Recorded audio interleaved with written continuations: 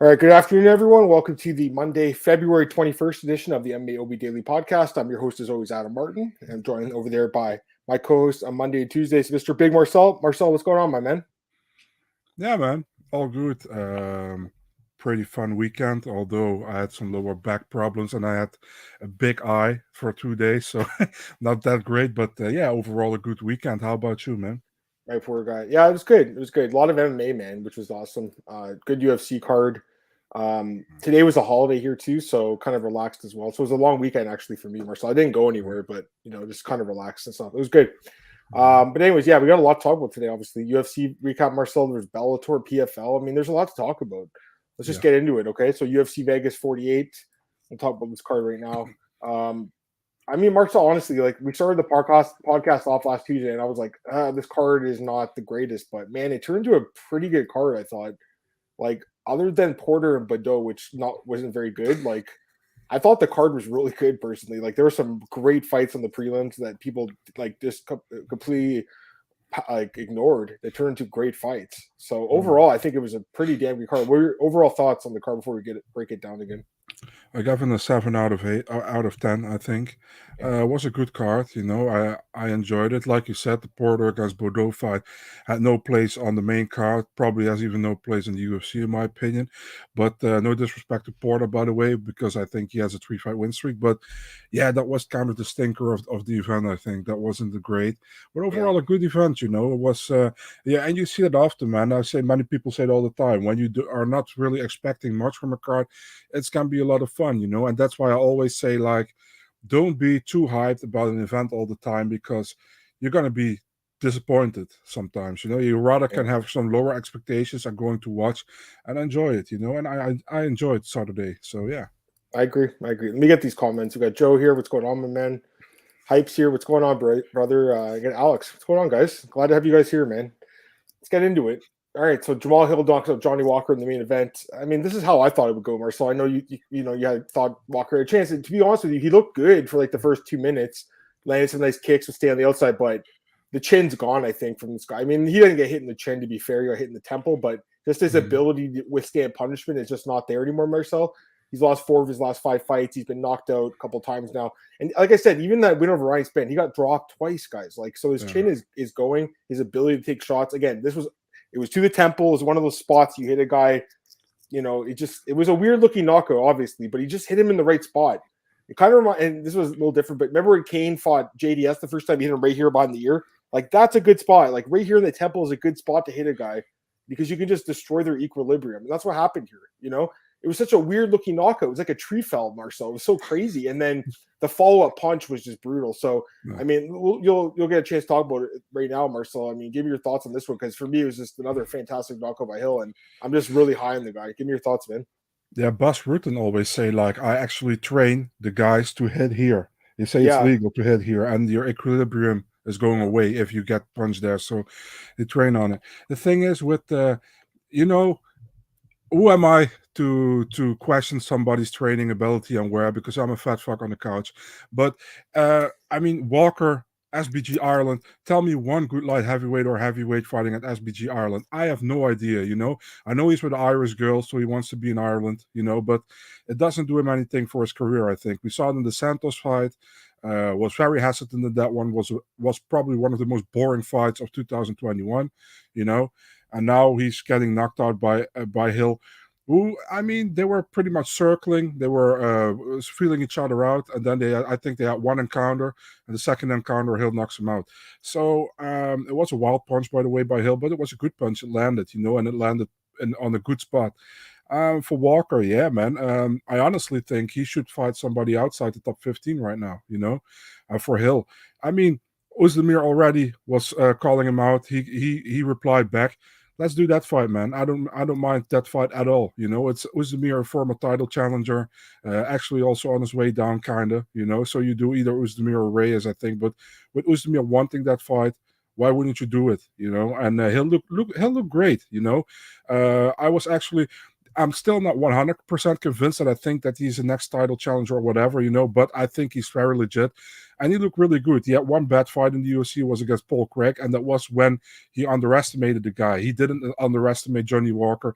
He didn't underestimate Jimmy Crute, and he knocked him out in the first round. So, I mean, it's only up from here at this moment for Hill. And I was not surprised. I picked Walker, but I know it could have been either way, For me, it wasn't a 50-50 choice, but he looked good, and I was impressed by how he looked. So yeah, great stuff. Also, I mean, shout out to his post-fight interview with his son in the costume and everything. I really love that. So yeah, awesome. Yeah, that was awesome, man. Yeah, I love it too. I think Hill's is great. I mean, other than the fight last year with Craig, which we all remember, he's looked phenomenal in the UFC, guys. I mean, the guy's been knocking out everyone for the most part. He's just a great fighter. Like I'm really excited to see who he gets next. He's calling it Yuri. I don't think he gets Yuri. You guys are saying Volkan. I mean, any of those fights make sense. Thiago Santos, Ankalaev, Rakic. Any of those guys make sense at this point. I think he is going to get one of those guys. It's going to look weird though in the rankings because I feel like they're going to put Hill over Craig and Marcel. It's going to look weird. It's like Blades is ranked over Lewis now in the rankings. It's really weird, because we saw these fights last year, but just the way that works, I guess, is kind of funny. Any other thoughts on this? I mean, for me, it's more of Hill.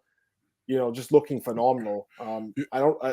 Walker needs to change something up though. Go ahead.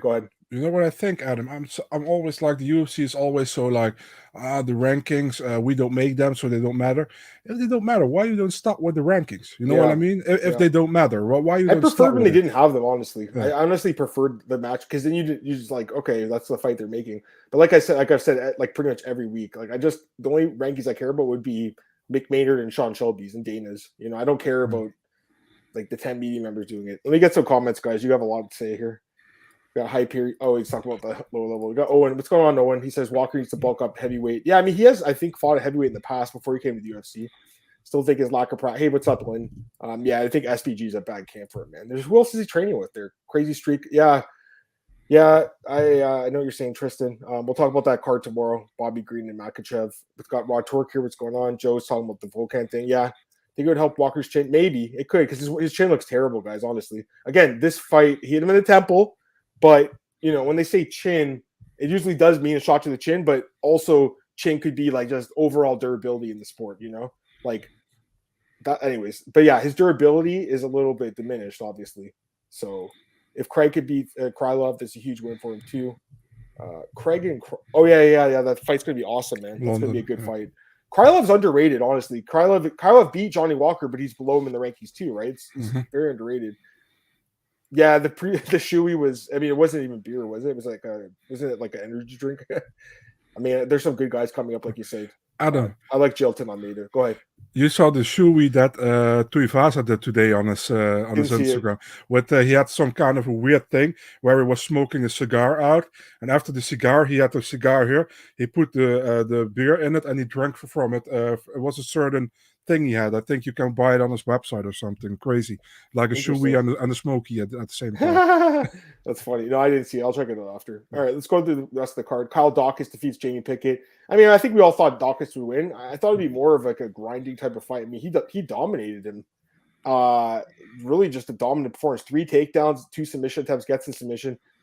He had over 4 minutes of control in the first round. The finish was, it's one of those things, like I get it. If you're in the cage, you don't necessarily know, but I think that's part of being a good fighter is having good fight IQ. And I think part of that is knowing the time on the clock. I don't think he should have tapped. I mean, that's my honest opinion, Marcel. It reminded me of Ankalaev and Craig. I mean, again, who am I to say, right? I'm just some guy watching, but I know what these guys' careers, I think they're very short. And had he held on 1 second longer, yeah, maybe he would have went to sleep, but maybe not. Maybe he just would have went to the end of the round. I think you have to be aware of what the time is on the clock. Your coaches need to make sure you're aware of it as well. So in my opinion, I don't know, Marcel. I mean, I understand he made a good adjustment there, Daukaus, with the choke. The Darce choke is one of my favorite chokes. I love it. Puts guys to sleep all the time. But I just think he should have held on for an extra second. That's my honest opinion. I saw other fighters saying this too. Like Billy Cortillo was like, you have to like go to sleep there if anything.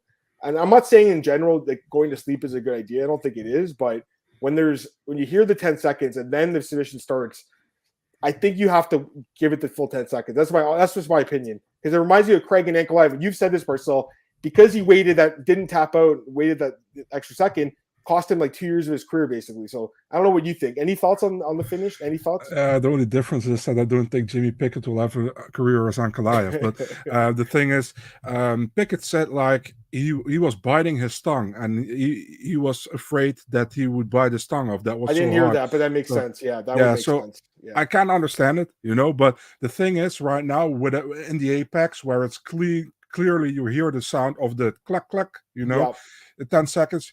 I understand what you're saying, but if you look at Ankalaev, that was it was in London, full crowd, very, very hard cheering for Craig because he had that submission locked in, and maybe he didn't hear it. I don't know. I'm just saying, but still, it's like, yeah. Listen, guys, like I just said 10 minutes ago, I'm a fat fuck on the couch, so I'm not a fighter. So it's like hard for me to say, but I feel kind of the same way like you do, Adam. But if Pickett says like I was feeling like I was biting my tongue off, I mean, I can understand it. You live to fight another day. No, so, I completely agree. I didn't hear that, so that makes sense. So I feel stupid now. But in general, though, I think you'd want to hang on for that extra second. Because again, these guys' careers are short, and I'm not saying go to sleep on every like guillotine or rear naked choke. I don't think guys should do that, but I think when you hear that 10 seconds, you got to fight for the extra second, Marcel. That's just my honest opinion, and it wouldn't have changed the fight though. In this case, it looked like he wanted out of there. Dawkins was just dominating him. He's going to win. Dawkins is underrated, right? Like he's just a good, solid fighter. Like who would you give him next, Marcel? Dawkins? Well, yeah, I was thinking about that earlier today.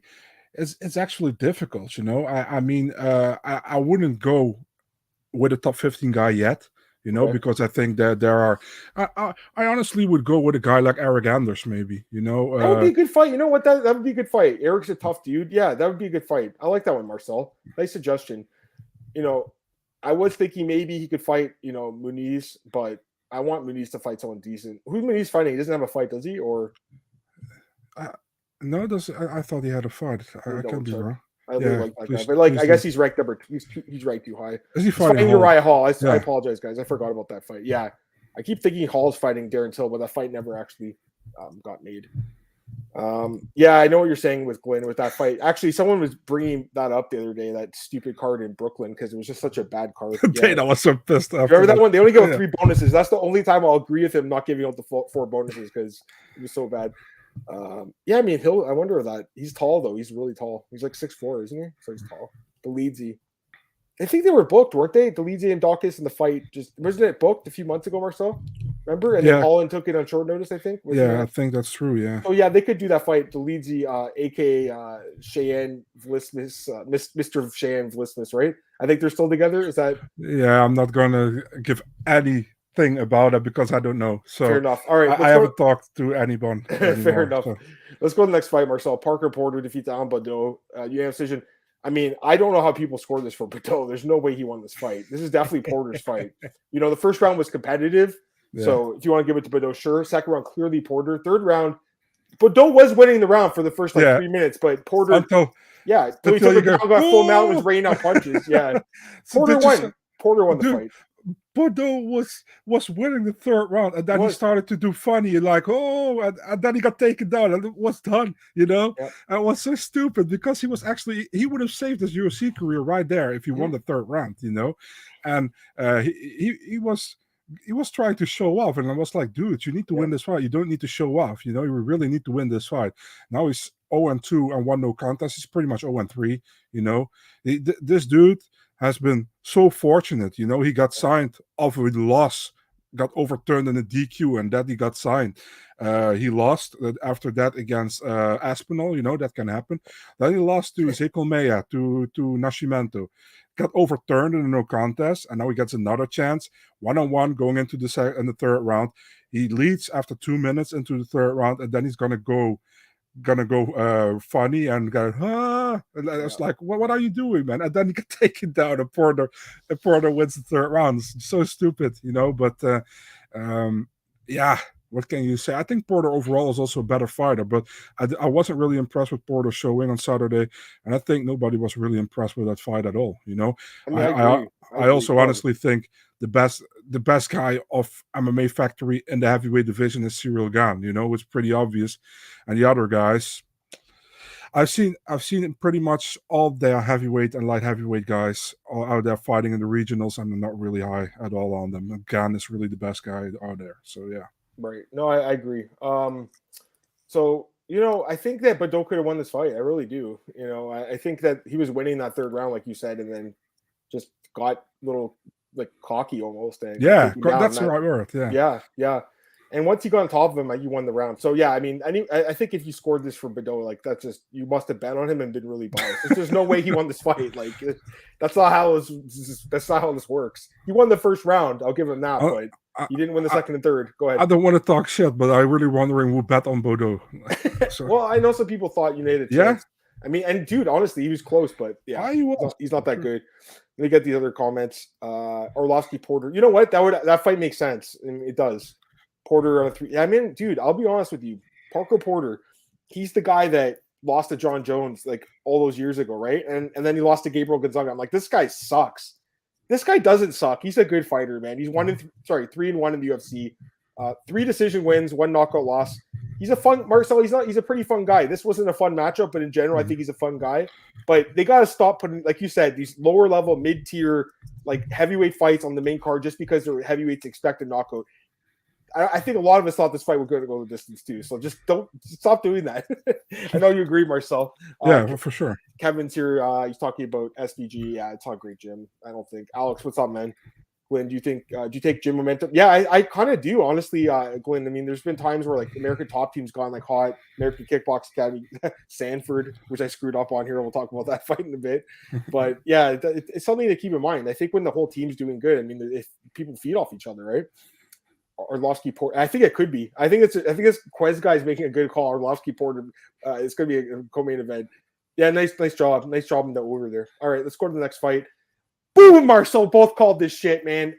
Like I said, I mean, this was the dumbest line I think I've ever seen. Like, it made sense. Again, Jim Miller opened as a dog. Everyone's betting on Motta. Why? Why was everyone betting on Motta? Again, he's a decent prospect, but hadn't fought in like 2 years. He's a guy we've seen in multiple organizations as lost. Is not an undefeated guy. I mean, I think I called this fight perfectly last week, Marcel. I thought that Jim Miller would drop him and then submit him, but he just dropped him and knocked him out good in this fight. Jim Miller looked amazing in this fight.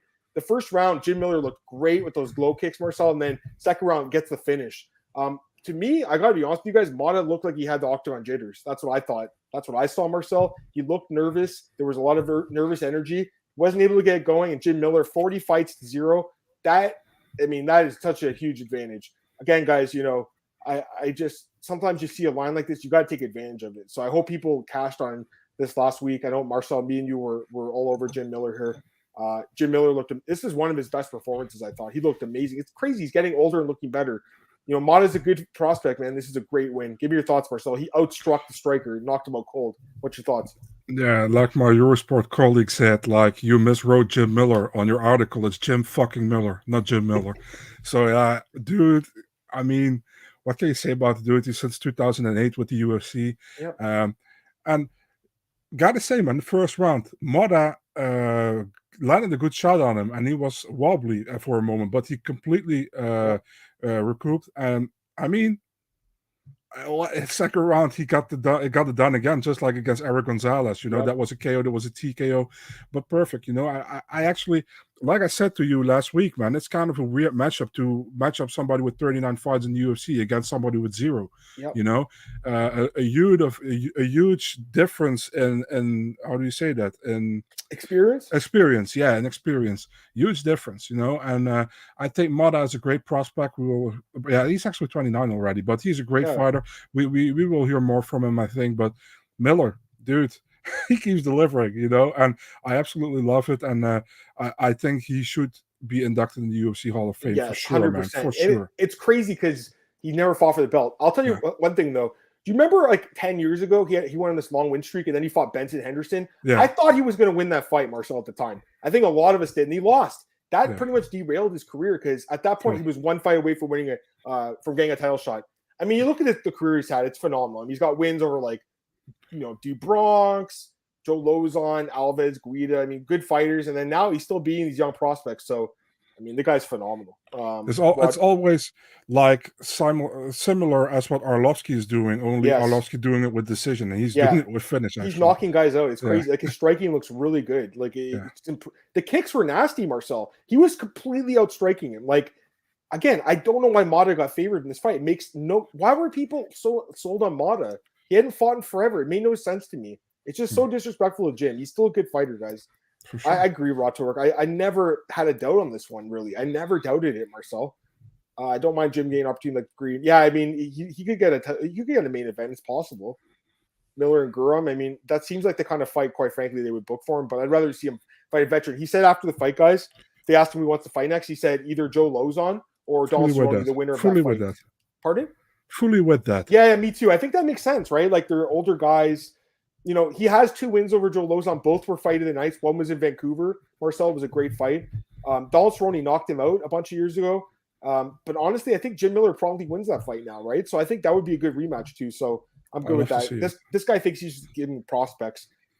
Maybe, but I feel like after knocking out 2 in a row, it's kind of like, all right, give him someone, a name now, I mean, it's also kind of weird when you have guys coming from the Contender Series, and you see potential in them, and they match them up with Jim Miller, and then they want him to build a name, right? Like if they thought if Motta won, he would, then he's a contender kind of. Yeah, but right now, what now? Now. Yeah, no, Motta's like another loss on his record. He's been knocked out 3 times or something, 4 times more so. Like Motta's chin's a little chinny, guys. I'm telling you right now, it is. He's a good puncher. I talked about this last week. I had a really good read on this guy. He's a good fighter, but just not at this level yet. And Miller, I hope he fights at UFC 300. I know Cole interviewed him. He talked about that. What are you going to say? He should be, man. He's born in Sparta, New Jersey. If you're born in Sparta, you should fight at UFC 300. 300. Yeah. All right, let's go to the next fight. Joaquin Buckley and Abdul Razak Al Hussein. I feel like we have probably different views on this fight. So, for me, it was definitely like a competitive fight, but I thought Buckley won the first 2 rounds. It all comes down to the first round. Obviously, the judges had a 2-1 for Buckley. Second round, clearly Buckley's. Third round, clearly Abdul Razak. I mean, I think there's a better argument for 10-8 in the third round, if anything. Like, I think there's a good argument for that. But anyways, I thought Buckley edged out the first. Again, if you look at the numbers, he did outstrike him 16-14, and he also landed 3 takedowns and had control time. I'm not going to say he did a lot with the takedowns, but I thought the striking was really even. So to me, it came down to him getting those 3 takedowns, getting some control time, and also kind of being the more aggressive guy. I mean, it's because I felt the striking was tied, really. So it was close. And the numbers, again, are saying Buckley outstruck him by 2. Doesn't mean that's not a lot. What are your thoughts on this one? I mean, again, I thought it was a close fight, but I thought Buckley 29-28. That's what I had. I mean, I don't disagree with you that it could be that way. Let's start with the second round. The second round was a clear Buckley round. He had Al Hassan against the cage, defending himself more like Overeem always does. In the cage and doing this.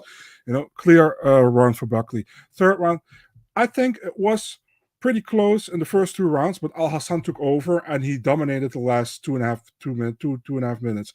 So for me, I didn't go with the 10-8 there. I went with the 10-9 for Al Hassan.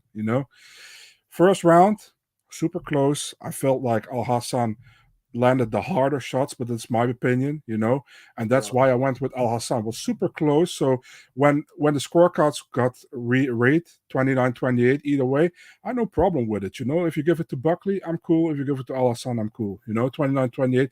The first round was for me the closest one. Takedowns, yes, I see that, but did he do a lot with it? No. So should I really count it? I don't know. It's really hard, but I have no issue with people giving the fight to Buckley. I have absolutely no issue with it. I have more issue with the post-fight interview with that weird-ass dude we put in. But the 29-28, I mean, it was a fun fight, and I was actually surprised with Al Hassan finally having some more cardio than he normally has and actually winning that third round, and convincing me winning I was the third impressed round. by that too. And the fun thing is that Al Hassan went to Instagram earlier today and he said he had bad cardio and he could barely that he had bad cardio and he had bad COVID. So I was like, dude, if you had bad COVID this time and bad cardio, I think your third round is probably the best third round I ever saw from you in the UFC so far. I thought so too. So yeah. I mean, who had over 8 takedowns in this fight combined? I didn't think it would be like this. It was more of a wrestling match. Kind of surprising, eh? Like 3 takedowns the first round, 2 in the second, 3 in the third. Again, competitive fight. I thought Buckley won. It is what it is. Let me just get these comments. 28-20. I think it's possible that third round could be 10-8. Yeah, Glenn, I'm kind of with you. If that's his guy. I mean, you got to watch who your fighter's fighting. I mean, it's not good for his career. Ryan's like, you got the Commander Dale Brown. That's that Dust guy, that Detroit urban survival training, and then Buckley's like, he said he was more efficient with his survivability or something with the methods he used to win the fight with the wrestling. This was almost as bad as Steven Seagal and Leo. Oh God, or with Anderson with the kick all those years ago, and he was trying to take credit for it and stuff. Yeah, I like the old Seagal movies, man. The Dale Brown guy. I mean, I don't go on Instagram a lot, other than like when I go on yours, Marcel. Honestly, so I hadn't really heard about him until recently because this guy Tom DeBlas, he's a former UFC fighter. I think you know Tom DeBlas. He fought in the UFC years ago. He's talking a lot of shit about Dale. So I do follow Tom, and he's like, why is this guy getting like all this play? And he's like, Buckley's a great fighter and he doesn't need this guy in his corner. Like, why is he doing this? I think it's hilarious personally because no one likes this guy. So it's just like, he's kind of embarrassing to have, but somehow he won, man. Because again, he increased his survivability. Buckley Daukaus. Hell yeah, I like that. They're both on the same card. Hey, Litchell, what's up, man? Buckley wasting shots on Allison Highgard. Yeah, that was really stupid. Like when the overroom, right? That's what you call it, the overroom. Yeah, thing? the overroom. Yeah. When he fought like Roy Nelson, he just stood there doing that for like. Remember that fight? He just stood there. He did that also in our Arlovsky fight. Many fights he does that. Yeah. Hope Alston gets another fight. Yeah, I thought he looked pretty good. Honestly, he looked okay. It was a close fight. Could have went either way. All right, David Onama. Here's our boy Marcel. We got this one too, man. We'll call this one good. And I'll be honest, when I saw Benitez struggled to make the weight. He came in early. He came in at 148. I was like, fuck, this guy's going to gas out again. Because Benitez is a very good fighter. I mean, he landed 46 strikes in 4 minutes. So he's a nasty striker. He was outstriking David Onama, but then he got caught with a big shot, Marcel, and that was it. It was the beginning of the end. I mean, we both love David Onama. What? You saw Billy Carantillo's comment on Twitter after Benitez missed weight. What did he say? He said, couldn't he miss weight against me? Then I had 100K a fight. Yeah. He one fight at night. Yeah. Yeah, I mean, again, that fight was amazing. But this was a good fight, Marcel. It's just a shame because I think they're going to have to force him up to 155. He can't make 145 now. Mm-hmm. But Onama, this is someone to watch out for. And I can't wait to watch him fight again. Any thoughts? Dude, I mean, I loved how we fought, how we finished him, man. I mean, I actually put out an extra tweet about it. First guy from Uganda winning a fight in the UFC, 50K bonus, got 30% of the purse of Benitez, knockout, and also got a free headbutt into his coach, when he's celebrating. So, I mean, it was a great night for Onama, and I think we both called it right because we also saw Onama in the regionals, and we also saw him fighting Mason Jones, and that fight against Mason Jones was on 4 days' notice, I think, and he looked great actually in that fight. That was an awesome fight. So I think we will see a lot more from Onama. I'm really intrigued by how he fights and how he came in the UFC. Really good guy.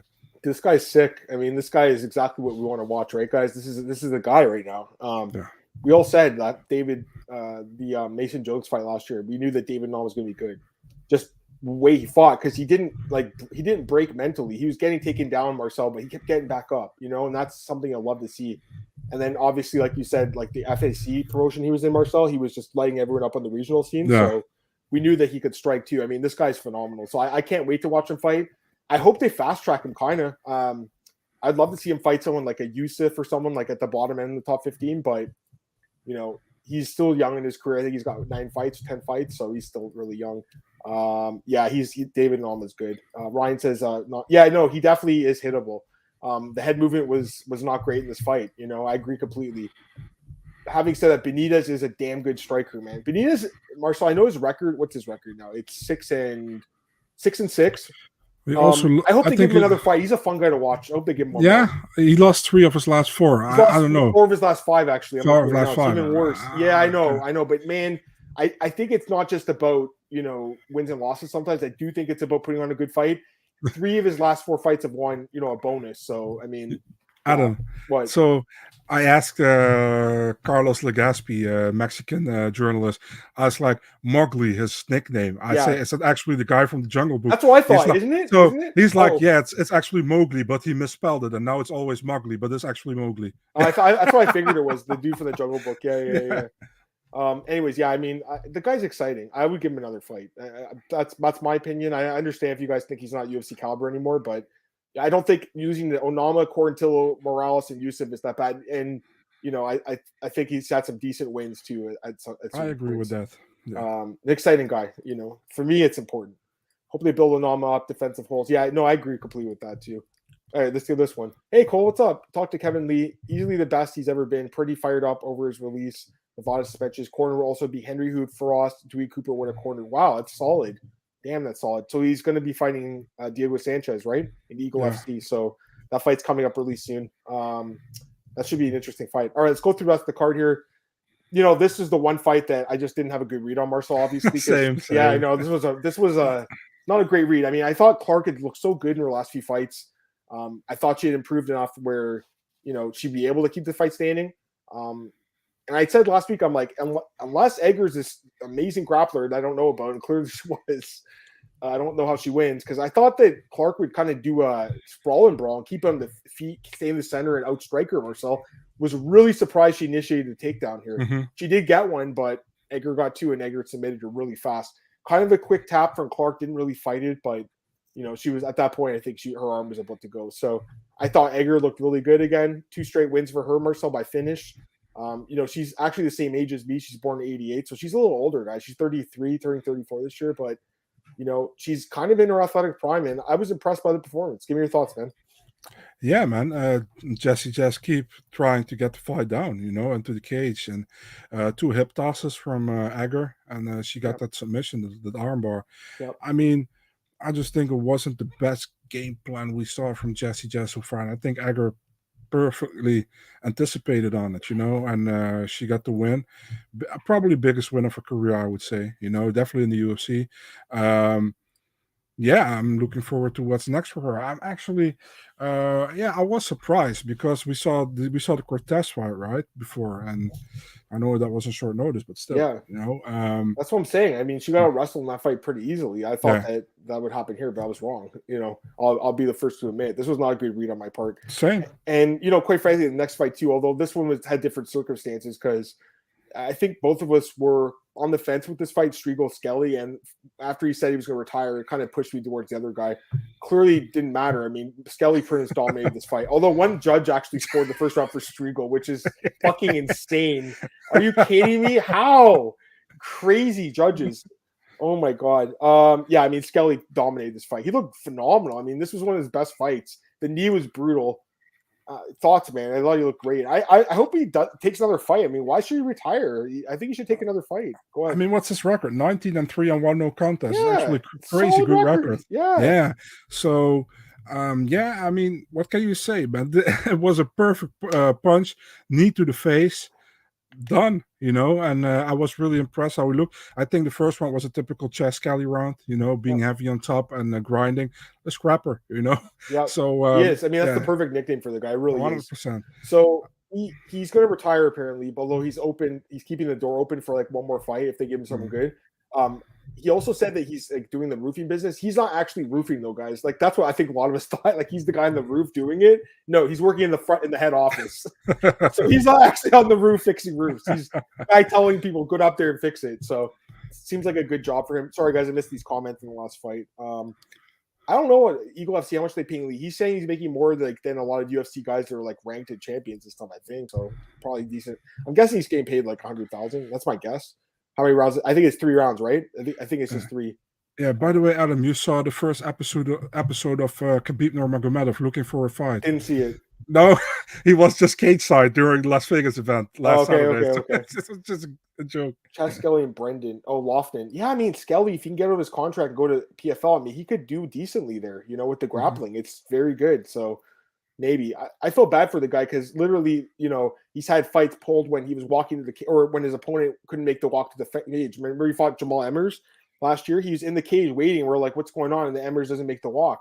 So this guy's been screwed a little bit because he lost a couple of years of his career due to like opponents falling out the last minute. So I kind of feel bad, but he's content with it. So he wants to retire. It's up to him. He's an older guy, Mark. So he's 3 years older than me. So he's 36, I think. But I just think he looked good in this fight.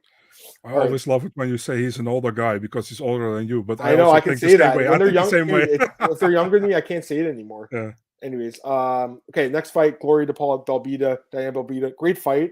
Both girls went back and forth. I thought DePaula won. You guys know I picked Balbida, but I don't think she won the fight. She's on Twitter. She's like, everyone says I won. No, it's not true. No. I think DePaula clearly won. Honestly, I think she clearly won. I wouldn't even say it was one of those fights. It's competitive, really competitive, but one girl or one fighter just does a little bit more and wins the fight. I don't know. That's I thought she won. What did you think? Yeah, I also picked Balbida, but I think DePaula won that fight.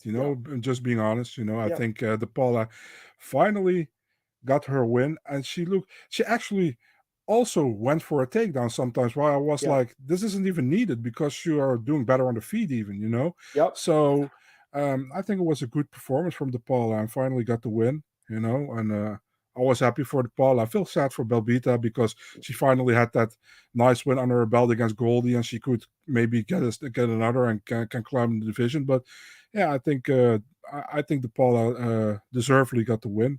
I was actually surprised. I saw MMA decisions: 50% Balbida, 50% DePaula. Okay. I mean, it's people's opinion. You know what I mean? Yeah. Okay. But here's the thing. Like, I think I have a pretty damn good judge. Personally. I think DePaula won. I mean, the numbers back it up too. Again, the numbers are always something I look at after the fight because they don't even come out during the fight. It's not like we can look at them, right? It's just one of those things that kind of makes me feel better about the way I scored fights when I see that whoever I thought outstruck them actually did.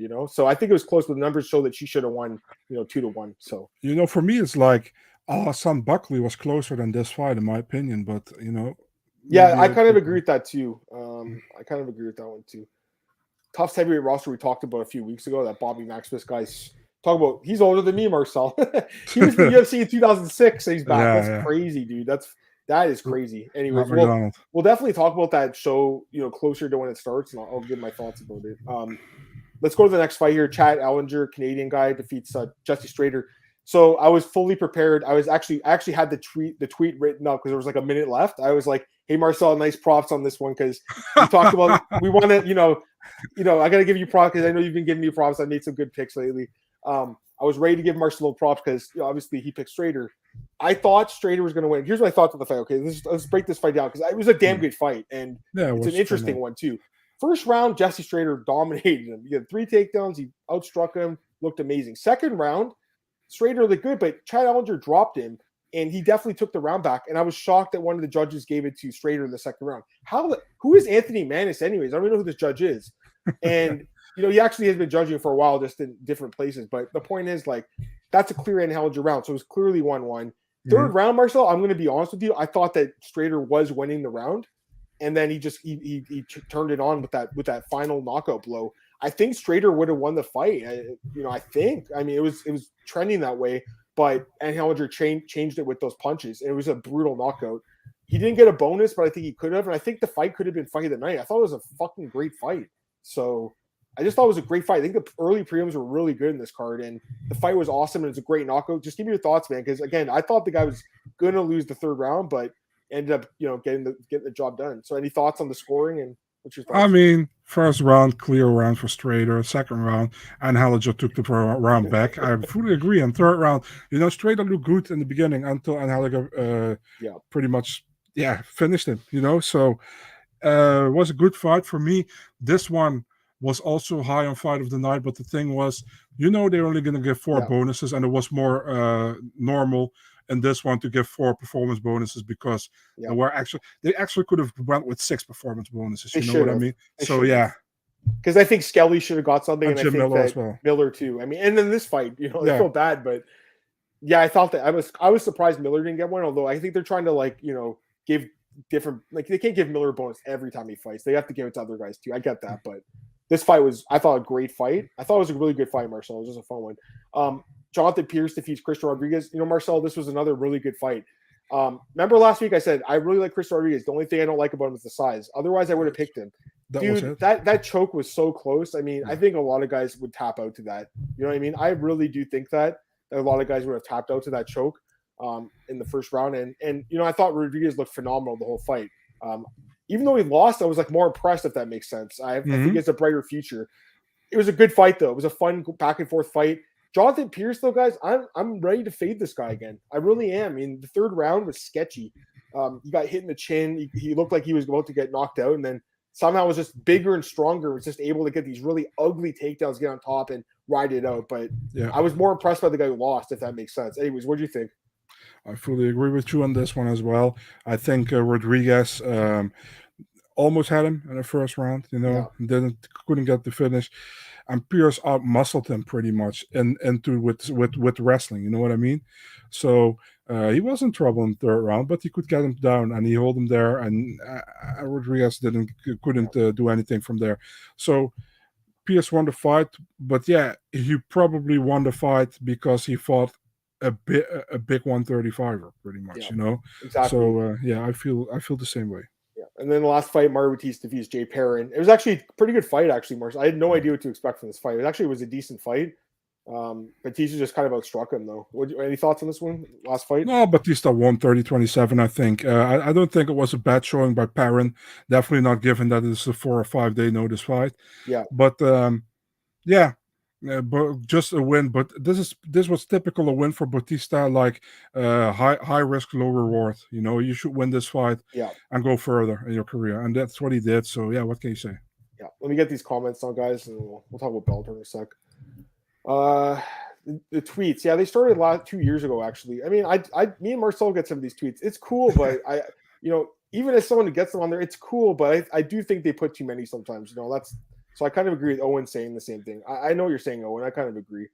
Because you're looking at them, and again, they put mine up there. It's not like it's a bad thing, but I think sometimes it's a little distracting at times. I think sometimes at the end of the round is a good time. That's it. I don't think during the actual fight they should put them. Sometimes it annoys me when somebody has when it's a clear 10-9 round for somebody, and then someone tweets out 10-9 for the other guy. Yeah, they can tweet it out, but do you really have to show it on the broadcast to show you're not biased or whatever? Listen. We've all had bad scorecards. I mean, I've been scoring. No, that's no problem. But they shouldn't show it. I just want to say something. We've all had bad scorecards, right? Yeah. We've all had good scorecards here. But I feel like a lot of the time they put some of these scorecards up, they're only putting them up because the guy's going the other way. Marcel, it's pretty clear that one guy's winning, right? And then they put the other, and I'm thinking, I scratch my head sometimes, like, what are these people watching? Then again, it's people's opinion, you know what I mean? I'm not God when it comes to this either.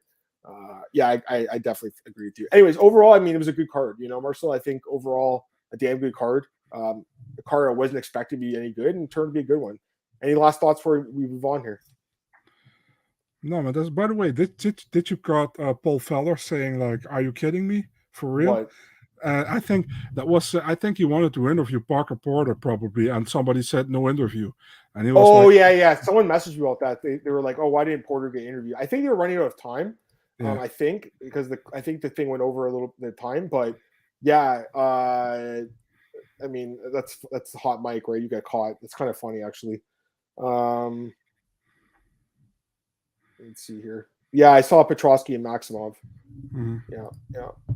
All right, let's go here. I want to talk about this one with you guys. So, all right, Friday night came around, and you guys know I'm a new dad, right? So, it's not like I'm running to the clubs now.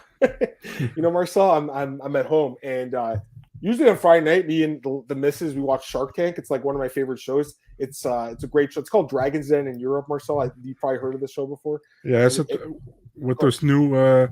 If how do you say that? It's like a new product. Yeah, exactly. Yeah. I really like that show. So, anyways, it hasn't been on because of the Olympics. So I'm like, shit, what am I going to watch? I turned on YouTube and it was PFL Challenger Series. I was like, oh yeah, this is on. So I ended up watching the card. I watched PFL Challenger Series.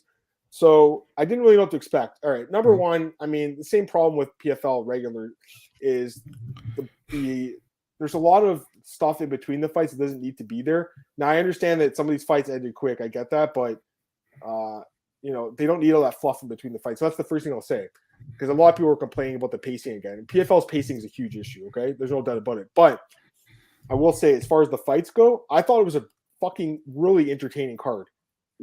It was damn good. Yes, I remember Henry was on it doing it was like a gi hoodie thing or something. Yeah, last year. That was funny. And Porter Collier good. But yeah, PFL, I thought, honestly, Marcel, the fights were pretty good. So let's just go through them quickly. Did you get a chance to watch it or you didn't? Okay, so I'll give my thoughts on this. Let me give my thoughts. Or sorry, you want to say something? Go ahead. That pacing of PFL, yeah, I'm just I I understand. have better things to do. Sorry, Same man. here. I wasn't planning on watching it, right? It's just one of the things where the timing. I don't know if I'll watch it this week. I'll just say that. But I'm just gonna go through the fights quickly. So Carl Williams defeats Miles Amos. Not a good fight. It was just basically wrestled him. It is what it is. But the second fight, man, was it jumped. This one I jumped off the couch, or I should say my chair in my room. I jumped off it because Travis Davis was completely out wrestling this Brucey Soto guy, and all of a sudden Davis gets a little tired. Soto gets up and knocks him out with an insane flying knee. I don't know if did you see the flying knee? No, I haven't seen it yet. Oh, dude, it was fucking sick. Okay. Guys, this was probably the best knockout of the weekend. And Marcel, he was losing the whole round. He was out wrestled for 4 minutes and then gets up and flying knees the guy in the face for a Bellator fighter, Travis Davis. So Soto, not only does he get the contract or become the front runner, I'll talk about that in a second, but he also got a $5,000 move of the night bonus, which is nice to see because Marcel, it's not like these guys in PFL on the prelims are making a lot of money. Okay. So I'm just happy for this guy because he's a good fighter. And Marcel, 9-fight win streak. He's a guy who was an LFA. The UFC did not sign him. He has wins over UFC veterans on his record. He's a really good fighter. You should watch the fight, Marcel. I'd go back and watch it if you can find it. I will. The knockout was insane. I wasn't expecting to like this card, but this made it for me. This was an insane finish. Then Taylor Johnson won his fight against Alexander Popik, the German guy, Marcel, grinded him out. And then the main event, Josh Silveira defeats Muhammad Juma. But again, there was controversy in this one because this guy Juma, he was getting a tight guillotine. Now, if you saw Marcel, the fish hooking, the guy put his fingers in. Second straight fight, this guy's done this. Silveira ends up getting the finish. The guy had a point taken. But I think the ref should have just DQ'd the guy right there and then because he was that close to getting the guillotine and using an illegal move to get out of a fight-ending submission. To me, that should be grounds for disqualification. I do think there's a possibility there. So, anyways, at the end of the card, only one guy gets a contract. So we're all thinking it's probably between Soto and Silveira. Soto probably deserves it because the flying knee was insane. And then all of a sudden they go Taylor Johnson's it's between Taylor Johnson and Soto. They cut Josh Silveira right away. So he might get another chance at PFL, they're saying, but it looks like the guy who was the minus 1,500 favorite was the least impressive to the PFL brass. And this guy Soto, who I don't think a lot of us knew who he was, he ends up getting the contract. So I'm happy for this guy, Marcel. I didn't expect it. And if you had odds for this card of who would get the contract, Soto would not be the first. He'd probably be one of the last guys. I'm really happy for this dude, man. Any thoughts, Marcel? I know you didn't see it, but any thoughts? Yeah, I think it's weird that you don't pick up Silveira. You know what I mean? You can pick up more than one fighter. It's your. I know. Yep. I mean, it's your organization. It's your rules. But I'm also happy for the guy. But like I said, I have to see it back. I only saw that Silveira. So you saw the fish hooking. Yeah, I saw that. Yeah. Go watch the Travis Davis Soto fight. I will do 4 minutes long. Just watch that. I will do that. No problem. Yeah, that was a good one. And honestly, the Johnson Popik fight, it was one of these fights that was tied 1-1, and then Johnson landed a knockdown and then a takedown in the early third round. Like he really needed the win, and I think that's why they rewarded him. But to me, it's weird that Silveira's getting passed on. Like, if there's a way for him to go to the UFC, I think he should go there right now, guys. I think it'd be good. The Silveira fight was crazy. The fish hooking, the fence grabs. The guy should have been disqualified. He's just a bum. Brett Martin and Guicamo Lemos. I like Brett Martin, man. Not just because we're related. No, I'm kidding. Juma's a scrub. He doesn't deserve to do something to anyone. All right, let's go to Bellator quickly now. I only got a chance to watch a few of these fights because I was obviously watching UFC. But Logan Storley defeats Neiman Gracie Marcel in the main event. Close fight. And then also on the card, you had Andrei Korshkov, an absolutely devastating knockover chance with counter, spinning back kick. He's already been booked for another fight against Paul Daly. So that fight's happening in Bellator London, when is that card, Marcel? Bellator London? Let me double check here. Next May, I think. I think it's in May. Yeah, I think it's in May too. So Bellator actually has some good fights coming up. I love that fight. Korshkov and Daly's gonna be a great fight. I think Daly's retiring after this fight. That's what he says. So should we go in? And then there's a lot of other fights in this card that had some good endings, like Brandon Ward got another knockout. This guy Bobby King had a good performance as an underdog, and then Nick Brown knocked out Mandel Nalo, which honestly surprised me. Nalo's a Canadian guy, Marcel. I know, pretty sure you know who he is. Yeah, for sure. I think it's Rat Garbage. Rat Garbage. Yeah. So I'm surprised he lost. I got to be honest with you, Marcel, but Nick Brown is not bad at all. He's an LFA guy. Underrated guy. So, I mean, overall, from what I saw, it was decent. Go ahead. I'll give a shout out to Nolan King's piece on MMA Junkie about Brandon Ward. If you haven't read that, you should really do. Yeah, you talked all about being like addicted to drugs and stuff. Kind of surprising. I didn't know about this, to be honest with you, Marcel. Yeah. But I mean, everyone's got their demons, right? Stories and underdogs is steel. Nice job. Dailies, longevity it's pretty amazing. So fucking pissed that he's not in the UFC. I mean, I understand he punched Josh Koscheck after the bell, but other guys have punched people after the bell and did stuff. And Dana White, what? There are many guys that Dana said never come back to the UFC. Jason But there are High? actually 3 guys: Jason High, Paul Daly, and Renato Babalu Sobral. So only 3 guys where he kept his promise for some reason. True, like Balbida had that choke. I can't remember who he's fighting. He held the choke on way too long. David Heath, I think. Yeah, I think that's who it was too. Yeah, the guy who Tim Boach the bitch toss. Remember that? Yeah, the famous TikTok. Yeah, remember that? Well, yeah. When Babalu got interviewed by Joe Rogan, why did you do that? Yeah, he's a Colombian motherfucker. It's like that's so funny. Yeah, it's dirty as hell. Where's Gregor Gillespie? I don't know. Where is he, Marcel? Yeah, he's fishing probably. I don't know. Best fisherman in MMA, right? All right, let's go to your page. We got a few more minutes here. Let's go for 5 more minutes. Let's just go through some fights, guys. Pull up your As Max Holloway would say, let's go. Yeah, you got his accent down really good. Let's go. All right. Yeah, we talked about this one earlier. I mean, really, they're 2 grinders, right? It comes down to cardio. I mean, Maximov's got better cardio. That's what I'm looking at. I mean, I got to look at it some more, but I'm not super impressed by Maximov because to me, there's like no ability to strike or to do damage with his hands at all, Marcel, from what we've seen. But he definitely can grind him out in this fight, I think, because he has the better cardio. Any thoughts? Yeah, I think so too, man. And it's pretty much, I understand the fight. It's like both guys are 2-0 in the UFC. Petrosky got both by finish. Maximov got both by decision through. Yeah. But still, this is probably a good style matchup. I think both guys are pretty well on the ground. I kind of think Maximov has a more heavier ground game, you know what I mean? But on the feet, Petrosky can do damage, I think. So will be a fun one, I think. Yeah. Sam Hughes and Stella Nunes. Nunes, she lost her debut against what's the girl's name? Ariana Carnelossi. Yeah. Hughes 0-3. I'm surprised she's getting another fight. But she's taking some short notice fights, right? Yeah, I replied under there to someone, if you can see it. Yeah. Yeah, exactly. They're real short notice. When she fought what's the girl's name? Loma, right? It was short notice. Yeah. So yeah, I mean, like it looks like an even fight just based on, what I remember about them. I know Nunes has some like nice kicks and stuff, but Hughes is tough. Did you know Sam Hughes was at Fortis MMA right now? Didn't know that, no. But man, 5-4 record. That's just so bad. Yeah. Jesse Strader's 5-3 now with 3 knockout losses. He might get cut, Marcel.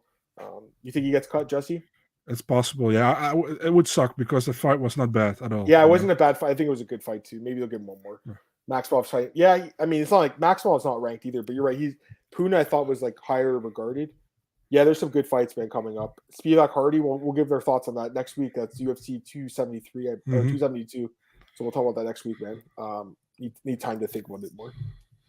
Josie and Nunes. Okay, we'll talk about that one tomorrow. Yeah, we'll talk about that tomorrow. Jordan Levitt, Victor Martinez. Also, guys, take in mind that Josiane and Nunes fight against Ramona Pascual. It's at featherweight. 145. So, okay. Yeah, 145. I'll have to keep that in mind too. Jordan Levitt, Victor Martinez. By the way, it's saying bantamweight on UFC stats, Marcel. I don't know if it's changed, just so you know, for that last fight. Yeah, it says bantamweight, but it's featherweight. Okay, I believe you. I'm just letting you know if they haven't changed. Yeah, true. I actually, I saw it as well, and I saw MMA Fighting put out featherweight, so I double checked it, and both girls say featherweight. So it's okay, cool. There you go. Unless they get there and they're like, no, I was supposed to be 135. Yeah, I mean, Levitt, he's got the experience, but honestly, I'm not too impressed by him, Marcel. I mean, to be honest with you, I'm not too impressed. I think he's beatable. I agree. I think he's beatable. I mean, is Victor Martinez the guy to beat him? Maybe. I don't think Victor's that good either. I'm surprised he even got a contract, to be honest with you. But I think he started 2-4 in his career, man. Victor good for him. I mean, guys like him and Anhelinger that like start. Yeah. He went 2-5. This is a good fight. Canadian Global. That's our TV station here, the News. They broke the fight. Yeah, I mean, I guess it makes sense. Elkins is grinder. He's kind of at the end of his career. Connolly. It's crazy, right? Because Connolly's only a little bit younger, 1 year, and then he only has 2 fights compared to 25 UFC fights. Connolly's not bad, but I mean, to be honest with you, Darren Elkins should. If Darren Elkins is at a good line, I'd probably be betting on him in this fight. Now that I think about it, Marcel, because this is the kind of guy he's beaten his whole career, right? I agree. He should win this fight. Let's go to the next one. Jai Herbert and Topuria. This is at 155. I'm not sure if Topuria is going up full time or not, but No. Yeah, so it's just because he needs a fight. You know who wants to fight in both divisions? Yeah, short notice. This fight's, we're talking about that tomorrow. Yeah. Same with that one. Also. Man, a lot of short notice fights. This is an interesting one. Tatsuro Taira, Carlos Candelario. Candelario, he lost his fight in the UFC in Contender, I believe, right? He lost but I by feel split. he actually won, in my opinion. Yeah, I thought so too. I thought so too. Dana picked him up. But I mean, for everything I've heard about this guy is pretty good. I have to watch the Japan tape. champion. Yeah, I've heard he's good. Yeah, I've heard good things. Bueno, so this is DePaul's girlfriend, I believe. They're still together. Yeah, versus Wu Yanin. Well, is that new? The hair? This is new, right? This is or did you add that in? That's like fake on it. No, it's not fake. Mario Batista, J.P. I mean, some of these fights we've talked about. Oh, I like this fight too. Me too. Didn't talk about this one. This is a fun fight, eh? I think someone's going to get knocked out in this fight. Either Gutierrez wins by leg kicks or this guy knocks him out. It's great. It's great matchmaking. It sucks that Montel Jackson is out, but it's great matchmaking. Again, another talented guy who's dealt with injuries. I think that's it, Marcel. We've already talked about these ones. Yeah. I think that's it for today, guys. Sorry, just a few questions. I apologize, guys. Let me get these comments, questions. Shane back in the USA. I don't. She got a new haircut. Go on Instagram that much. She got a new haircut. I mean, we both said Buckley would be decent, right? Or Eric Anders, I think you said. That would be good too. Yeah, Martinez win. Do fighters that start careers in the UFC live in their gyms? I think a lot of them do, man. You know, sadly enough, I think a lot do. Yeah. You saw that crazy story about Jennifer, what's her name? Jennifer Gonzalez, who was pulled from the fight. Tell me about that. So she's saying what she's saying. Tell me. So she said like USADA came to her gym. She has to say the whereabouts where she was the whole damn time. So she's like, I live next to my gym. So the thing is, she came home from doing groceries, I think, with her husband. And USADA wanted to go inside with her. And she's like, give me 2 minutes to change, you know. My dogs are there outside, you know. And the USADA guy wanted to come in. And she's like, no, you can't come in. My dogs will attack you. So I will get my dogs away there and you can come in. And they were like, probably really rude, she said. So she went inside, prevent her dogs. 2 minutes, she changed her clothes. She wanted to come outside, and they were gone. So they had an argument with her husband or something because they were really annoying, she said. And after that, she got cut from the UFC because they say she missed a USADA thing or whatever. She got cut then.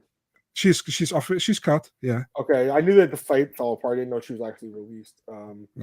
Yeah, I mean it's disappointing. Yeah, I don't know though, man. I mean, am I buying it? I don't know. I mean, how many other fighters does this happen to? You know, like, and I don't hear about them, so I'm not sure, Marcel. I mean, the thing is, I actually hear from USADA sometimes that they ring your doorbell like 6 or 7 a.m.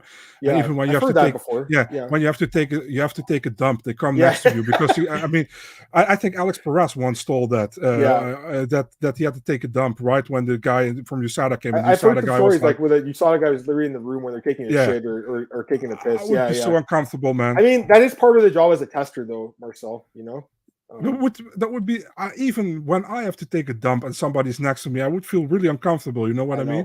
Me too. Buddy, I'm the same way. It is kind of crazy, but you know, you got it. The thing is, if you don't do the test, it's like they count it as a failed test, right? Yeah, which is not fair, but I think a lot of us do that rule. Mm-hmm. Yeah, Dawkins or Buckley fight and Jaquani. Man, that'd be a nice fight, Andrew. Yeah, Buckley and Jaquani would be sick. Good call. Fight. Yeah, good call. Let's get out of here, Marcel. All right, guys. Appreciate you guys tuning in today. As always, you guys can follow the podcast, MMAOddsbreaker.com. Podcast is it's on YouTube. We love you guys joining us for the breakdowns, the recaps. And then, of course, you can download the podcast, iTunes, Spotify, all those places. You guys get it at. I'm also available at mymmanews.com and then bookies.com. I'll have my article coming out this week. Had another good week, another successful week. So it's been a good year so far, Marcel, for me with the picks and the bets. So hope it continues tomorrow, and hopefully it's not one of the situations where next Monday I come back here going, welp, it's not a good night for picks. No, it's going to keep continuing, guys. Anyways, that's me. Marcel, plug yourself. Let's get out of here. So, yeah, you can find my preview about this upcoming card on Eurosport, but you won't give a fuck because it's in Dutch. So you can call me Big Marcel, as you can 24, as you can see on the screen, and Big Marcel 24 on Twitter and Instagram as well. Yeah. Peace, guys. Have a great day. We'll talk to you tomorrow, 5 p.m. Eastern. We'll be breaking down UFC Vegas 49, Makhachev Green. All 12 fights of the card will be broken down tomorrow, 5 p.m.